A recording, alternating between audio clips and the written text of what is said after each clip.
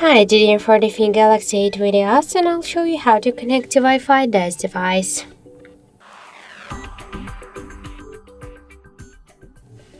So first let's open the settings application and then tap to connections section. Here you'll see the Wi-Fi switcher. Just tap once on the switcher to activate Wi-Fi, and now all of the available networks you will see here.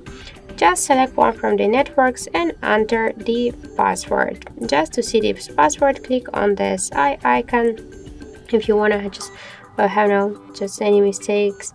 So after that, just tap to connect and wait a couple of seconds. So now we can see that our device successfully connected to this network.